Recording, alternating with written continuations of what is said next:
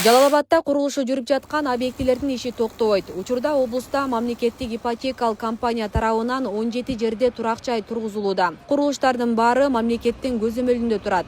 Бүгүн 27 февралда мамлекеттик ипотекалык компаниянын төрагасынын биринчи орун басары Нургазы Атаканов атайын түзүлгөн комиссия облустардагы объекттер менен жеринен таанышты. Иш сапарда биз бардык строительство боюнча текшерип атабыз. Качан мөөнөттөр боюнча текшерип атабыз.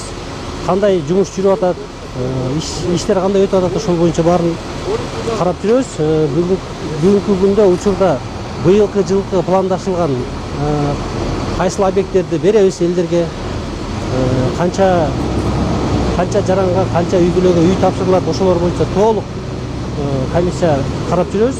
Комиссиянын иши курулушту өз убагында аяктоо, турак жайдын сапатын жогорулатуу жана мамлекеттик каражаттарды натыйжалуу пайдаланууну камсыз кылууга багытталган. Сапаты боюнча дагы биздин адистер карап чыгышты. Курулуш сапаты жакшы деңгээлде. Жакшы деңгээлде жүрүп аткан экен. Андан тышкары дагы курулуш материалдары дагы бардыгы жетиштүү экен. Курулушчулардын иштөө темпи дагы жакшы экен. Буюрса өзүңүздөр көрүп атасыздар мынакей. Аз иштерин да көрүп турсуздар. Көп жерлерде бүтүп калды.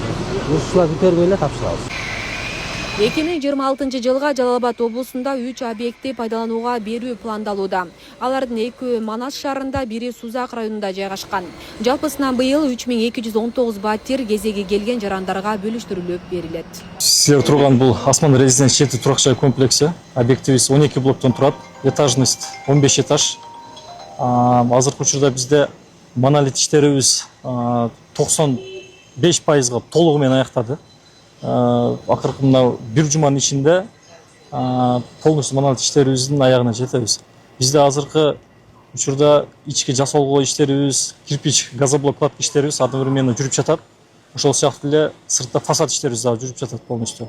2 этажыбыз таш менен кругом айланасы толугу менен бүттү. Азыр керамограниттин базальт менен утепление иштери жүрүп атат.